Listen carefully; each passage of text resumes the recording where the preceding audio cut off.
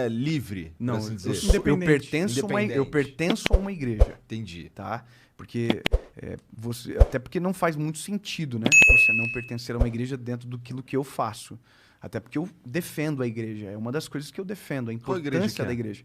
Hoje, eu pertenço à Assembleia de Deus em Joinville, que é a minha igreja, que me gerou, mas por conta da pandemia e também por algumas mudanças de rotina, a gente vai hoje a uma igreja chamada Reviver, que é uma igreja em Itajaí, com a minha família e tal. Entendi. Por algumas mudanças que a gente teve de vida. Você falou que no começo você não usava a internet para pregar, né? Não. E você tinha conquistado até uma relevância nacional, estava indo em várias...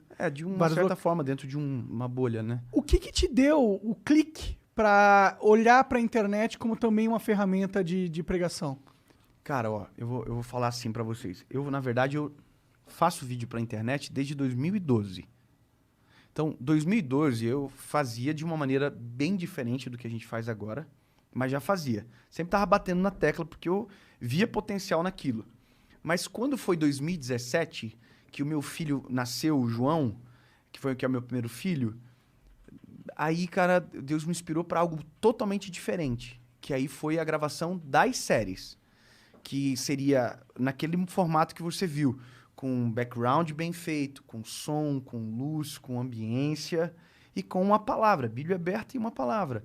E aí aquilo dali, cara, foi o que repercutiu. Essas séries têm um tema? Sempre tem um tema. Por exemplo, a série de amanhã é decisão. É o tema, decisão. O tema-chave, né? Basicamente de todas as mensagens.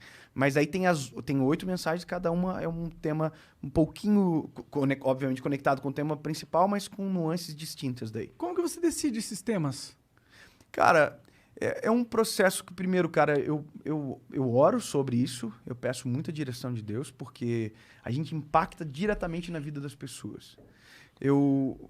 Para vocês terem assim a noção do porquê essa preocupação do tema, por exemplo, por que orar e por que buscar muito no Senhor isso? Porque, cara, os testemunhos que a gente recebe do outro lado são muito fortes, são muito poderosos, assim. De gente que ia suicidar e a mensagem chegou na hora certa. Que aquela mensagem foi uma resposta. Então, como eu sei que ultrapassa o natural, então, do meu lado, eu também preciso transcender o natural.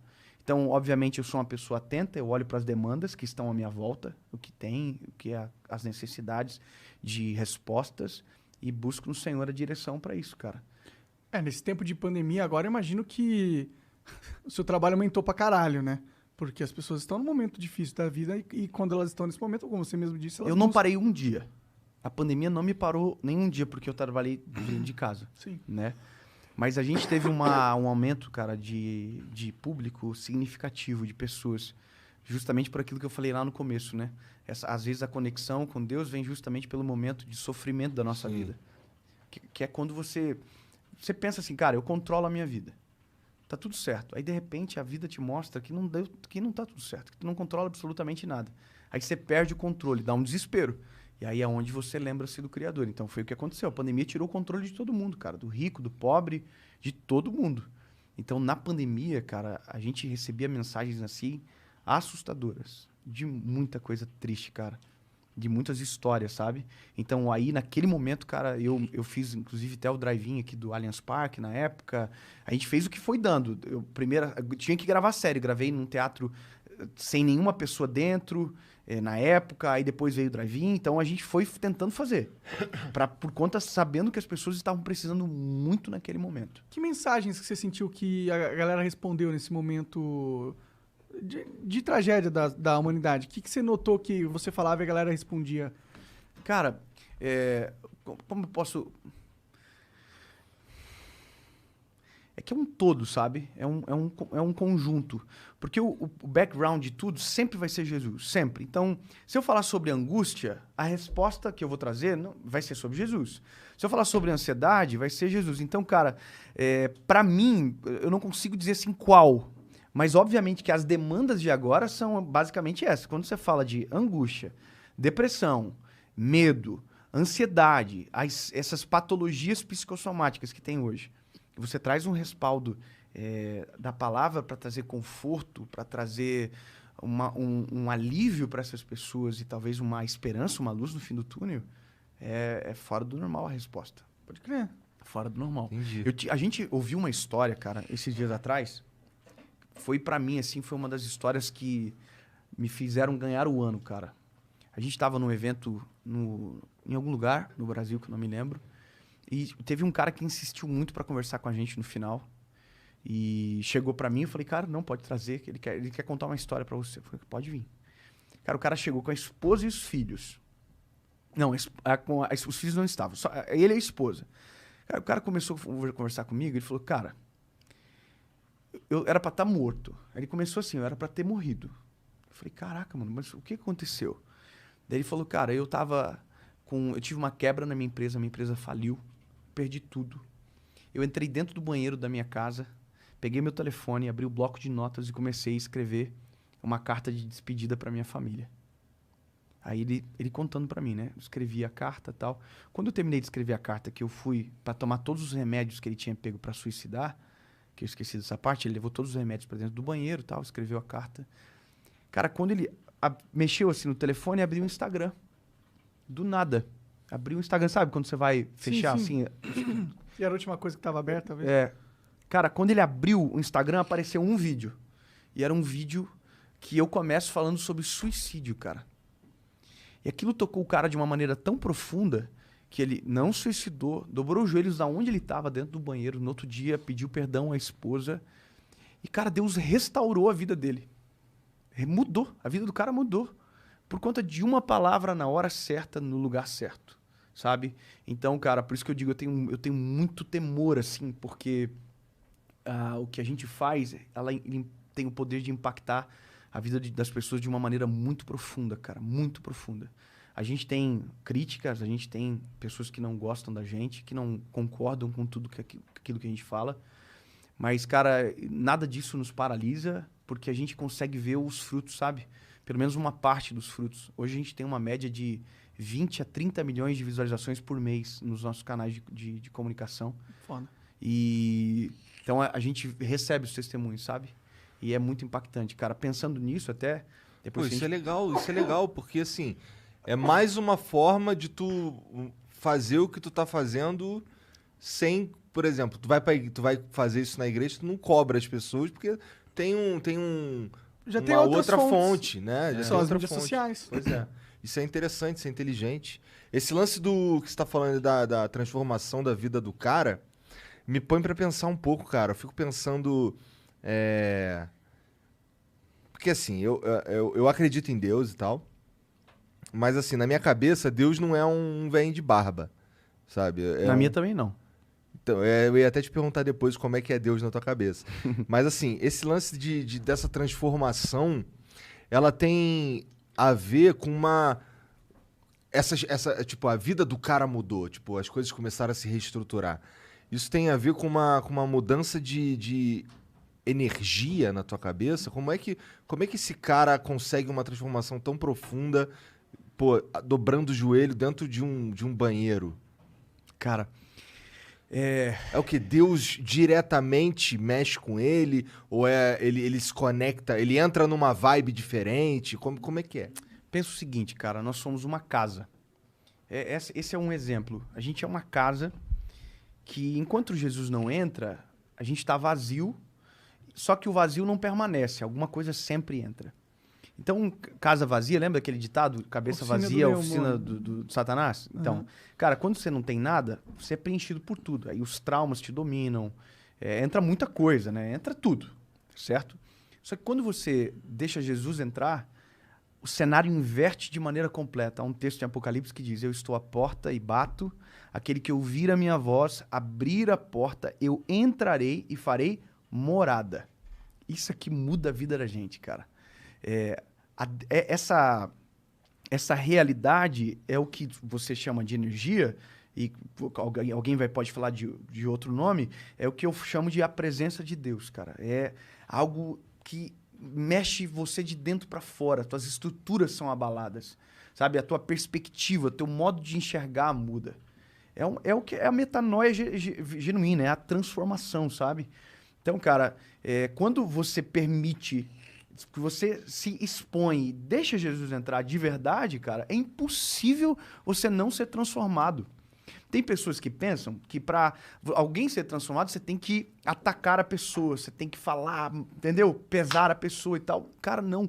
A Bíblia diz que quem convence o homem do pecado, da justiça e do juízo é o Espírito Santo, não é o pregador, não é o pastor, não é ninguém. Quem convence o homem do pecado, da justiça e do juízo é o Espírito Santo. Não é meu trabalho convencer ninguém. Meu trabalho é apresentar Cristo, apresentar Jesus. Se a pessoa ouvir a mensagem, entender que aquilo é para ele, permitir que Jesus entre, aí essa compreensão se altera. Óbvio que a gente tem que falar e apontar os princípios certos, o que é errado e não, mas essa não é a principal mensagem. Entendi. Entendeu? Porque Mas é como uma é que- produção diferente, é o extraordinário, é o que transcende. E como é que é, o que significa aceitar Jesus verdadeiramente? Porque, vamos lá, eu preciso ter, eu imagino, né? Porque você falou, tem 3 formas de aceitar, né? Então, a do C.S. Lewis é o que mais me chama a atenção, porque me parece algo racional, Sim. uma decisão tomada de forma racional. Sim. Só que- Eu prego para que as pessoas tomem a decisão dessa maneira. Para que ninguém precise sofrer. Você não precisa dar com os burros na água para você mudar a sua forma de ver o mundo. Para você, sabe? Essa é a melhor maneira possível. Por isso a pregação do evangelho. Mas essa também não Mas- é a mais difícil e mais improvável? Depende, cara, depende. Eu entendo o que você está falando, porque a fé, ela também, em algum momento, ela vai ignorar um pouco da razão. Né? Porque para você ter fé, você vai ter que crer naquilo que você não vê, naquilo que não é tangível, você não toca. Então, chega uma hora que você não vai conseguir ser totalmente racional no sentido de que a fé é o sobrenatural. Né? Então, você não vai conseguir dizer o tamanho, como é. Entendeu? É uma perspectiva.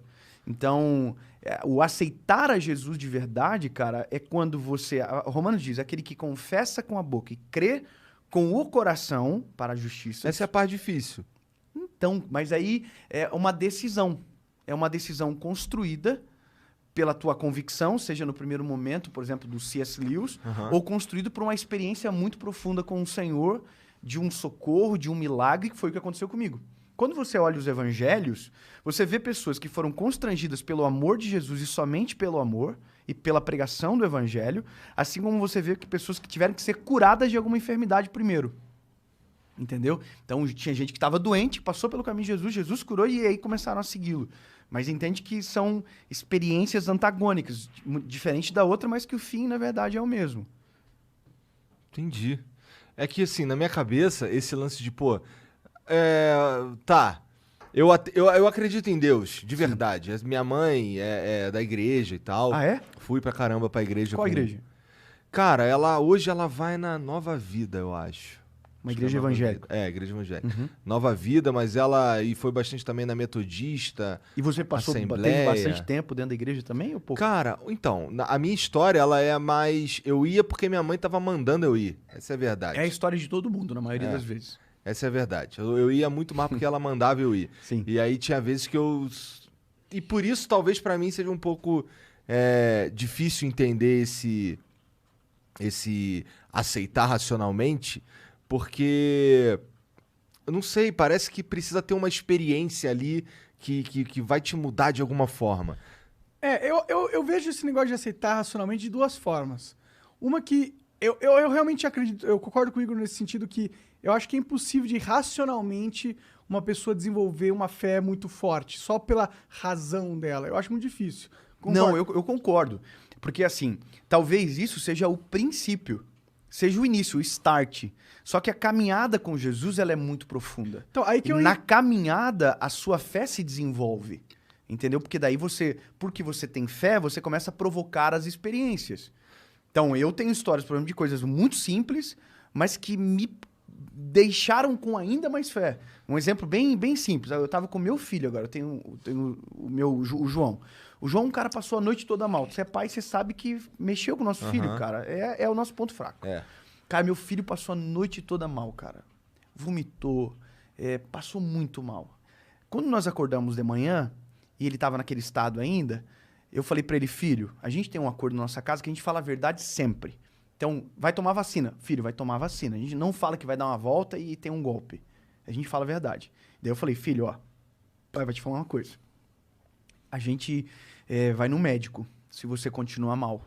Papai vai no médico, talvez você vai ter que tomar soro e tal. Eu expliquei pra ele. Cara, eu comecei a falar isso pro meu filho encheu o olho de lágrima na hora. Ele não quer ir no médico. Ninguém quer. E ele falou, papai, mas eu não quero ir no médico. E já chorando, cara. E eu já fiquei... Cara, qual é a pregação? O que eu prego? Pô, eu prego que existe um Deus que se importa com a minha casa. Que se importa com o todo, mas que olha pra mim, que olha pro Dave, pro João, pra Paula, lá na minha casa de Joinville. Aí eu falei pro meu filho assim, cara, eu fui ousado. Eu falei, filho, tem uma outra oportunidade.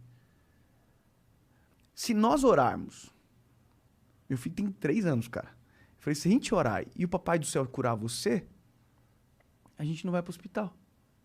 Só que a gente tem que perguntar se o Papai do Céu pode fazer. Cara, na hora meu filho fechou o olhinho, porque ele já sabe do que se trata, já tá familiarizado, fechou o olhinho, e ele falou isso aqui, Papai do Céu, cura eu. E aí eu, no meu coração, cara, eu comecei a falar, Jesus, se tem uma forma e uma oportunidade extraordinária de te apresentar pro meu filho, é agora. Cura o meu filho, Senhor, pelo teu amor, pela tua misericórdia. Cara, eu falei amém junto com meu filho, foi muito simultâneo. Quando eu falei amém, cara, eu vi o olhar do meu filho mudar. O semblante dele mudou. E ele falou assim pra mim, Papai do Céu me curou, eu tô bom. Eu falei, você tá bom mesmo, filho? Tô bom, papai. Eu falei pra minha esposa, amor, traz uma fruta pra ele comer. Aí minha esposa trouxe uma banana, ele comeu a banana, não vomitou. E acabou. Aí, cara, olha que doideira. Eu fiquei... Imagina, meu coração, né, cara, como pai e como um pregador do evangelho, pra mim não tinha... Eu queria contar pra todo mundo aquilo, né? E aí foi muito legal, porque daí meu outro filho, Noah, ficou dodói esses dias, e aí o meu filho, o João, falou pra mim, e aí, papai, vamos orar pelo Noah? Caralho. Entendeu? Agora nós Legal. estamos assim, mano, deu treta, a gente tem que orar primeiro antes de ir pro médico. Legal. Mas é maravilhoso, cara. Então, por isso que eu digo, a construção do caminho pode nascer de maneira simples, de maneira pequena, ninguém começa crendo de uma forma absurda também. Tem o processo, né? Então, pelo que você tá falando... Por isso o discipulado é importante também. É. Porque o discipulado na caminhada, ele vai solidificar a tua fé. Vai trazer alimento pra fé, entendeu? E eu acho que também, entrando na parte do racional, pra você acreditar, eu acho que ele é importante porque a partir do momento que você tem essa transformação, ok, acredito em Deus e Jesus, aceito e tal, a vida ainda vai te dar muitos desafios. Que vai fazer você ter que racionalizar essa sua fé para você entender como que a sua nova fé adquirida traduz as experiências, como que ela vai te guiar, entendeu? E nesse momento você precisa da lógica, você precisa do raciocínio. Ó, quer ver, cara? Tem muita gente que pergunta isso e fala comigo sobre. Cara, se eu aceitar Jesus, a minha vida vai mudar? Vai mudar. Mas e aí, cara, eu posso perder o emprego? Tipo assim, pode dar alguma coisa ruim? Meu filho pode ficar doente? Eu posso ter uma perda na minha família? Eu posso bater de carro? Porque na cabeça das pessoas... Tipo, tu virou o super-homem. E não é, cara. A nossa vida continua sendo exatamente a mesma nesse plano. Nós somos suscetíveis às mesmas coisas, às mesmas enfermidades. Covid veio aí pra mostrar, pô. Não morreu só gente que não conhece Jesus. Morreu pastor, morreu evangelista, missionário, morreu todo mundo. Então é isso. Vírus não faz distinção. Então, o que a fé muda? O que Jesus vai mudar, então? Essa é a parada. Pô, então se a minha vida não vira um mar de rosas, no que ela muda? Ela muda primeiro a minha eternidade. Agora eu sou eterno. Eu sei que existe algo a mais e que isso aqui é breve. Mas existe uma outra coisa, que é a tua perspectiva sobre o caos. A perspectiva sobre o caos se altera, cara. Se o cara que ele é racional e ele é só racional... Ele olha uma pandemia, ele faz a conta, ele vai dizer, vai morrer tanto. E ele vai ficar louco com aquilo, cara. Porque pra ele aquilo é impossível de reverter. A lógica, ela é exata. Agora, pra quem tem fé, cara, pra quem tem fé é diferente. Pra quem tem fé, ele pode até fazer a conta, mas ele crê que pode ter o sobrenatural. E isso transforma a nossa forma de viver, torna a gente mais leve, entendeu? Então, igual eu, pô, meu filho ficou doente, eu sofri um capotamento de carro já. Sério? Ah, recente? Não, faz uns 3, 4 anos, mas eu sofri, mas eu já pregava o evangelho. Eu tava indo, inclusive, pregar a palavra, e o meu carro capotou. Um homem bêbado bateu na gente na estrada, e não foi uma coisa simples, foi, assim, sinistro, cara. O carro capotou, veio outro carro e bateu. Depois eu entrei no carro pra pegar o telefone e veio outro carro e bateu. Cara, Caralho. sinistro. É história absurda. Caraca. É. E Deus nos livrou. Tava de Então, noite? olha só, essa é a questão, ó. Uma pessoa normal, se você é uma pessoa normal, mas que a gente é tudo doente, né, na cabeça, né? Mas, uma pessoa que não tem fé. Vamos falar assim, uma pessoa que não tem fé. Pô, ela sai de um acidente, ela fala: "Caraca, mano, se eu tô com um carro mais simples, não tinha acontecido, mano, esse airbag aí me salvou." Entendeu? O cara olha pra tudo pro que é racional. Eu, cara, sabe como eu saí do meu carro? Eu vou falar uma coisa pra você, foi o primeiro carro bom da minha vida que eu tive. Foi o primeiro carro que eu consegui comprar, que eu escolhi, que eu quitei. Foi o primeiro carro que eu fiz seguro. Eu tava 4 meses com o carro, era o sonho da minha vida aquele carro. Mano, o carro tava de perna pro ar assim. Eu saí do carro, sabe o que eu falei? Cara, eu comecei a chorar, abracei minha esposa, depois de tudo. E a gente só sabia fazer uma coisa: Deus, obrigado porque o Senhor me livrou. Obrigado, Senhor, porque o Senhor é bom. A gente tá vivo. Obrigado pela chance. Cara, entende? A perspectiva é diferente. E dentro desse acidente, eu tive uma experiência com Deus muito profunda também, porque a última vez que eu entrei no carro, fiquei de joelhos, assim, dentro do carro, buscando meu telefone, porque o carro tava de cabeça para baixo, né? E enquanto eu buscava meu telefone, eu ouvia minha esposa gritando: "Meu marido tá lá dentro", gritou. E veio um carro e, pô, bateu. Quando o carro bateu, cara, eu não vi o carro batendo, eu não ouvi barulho do carro batendo. Eu tenho a impressão que eu fiquei como se fosse numa bolha, cara. Sem explicar. Eu saí do carro sem nada, nem no arranhão. Você tava dentro do carro quando Eu bateu? tava dentro do carro de joelho, cara. Foi tão louco que o cara do outro carro arregaçou com a boca, bateu no volante. E eu que tava de joelho solto dentro do carro, não aconteceu nada. Entendeu? Quer dizer, foi forte a batida, entendeu? Uhum. E, então É um pouco impressionante o cara vir, um carro capotado, o cara Sabe vem o que e bate cara? no teu carro. A gente tava numa BR, né, numa rodovia, e era uma baixada. Então o cara viu que tinha alguma luz de ambulância no lado direito, já tinha até ambulância. E viu que tinha no lado direito alguma coisa. Mas o carro tava quase na faixa da esquerda. Então ele veio e bateu na minha porta, cara. Eu até tenho a foto aqui. Pô, foi sinistro, cara. Caraca. Pensei que tu tivesse saído e mandado um glória a Deus. Não, eu mandei também. Mas mandei sem sotaque. Glória a Deus! Foi marcante demais pra gente, cara. Foi muito impactante. E aí, sabe o que foi doido? Porque aí o pastor que eu tava indo na igreja ligou pra mim e falou assim: "E aí, você vem?" Cara, acabei de capotar o carro. Eu pensei que era óbvio que eu não ia mais, né? E ele falou: "E aí, você vem?" Aí ele falou assim: a igreja tá esperando você. Aí, cara, eu falei pra minha esposa: "Caraca, Deus livrou a gente não vai ser o mínimo de grato. Vambora, vamos pra cima." Quer ver? Deixa eu tenho a foto aqui. Se minha esposa estiver vendo, manda pra mim, amor, no WhatsApp, pelo amor de Deus. Mas o que eu quero que vocês vejam, foi bem doido o negócio. E aí tu foi pregar mesmo assim? Daí eu fui pregar, cara. Só que aí quando eu terminei de pregar, que eu entrei no quarto do hotel, cara, doía da ponta do meu pé à ponta da minha cabeça, assim, cara. Por causa da tensão da batida, né? Você Sim, não sim, sente o sim. impacto, né? E foi bem doido, bem...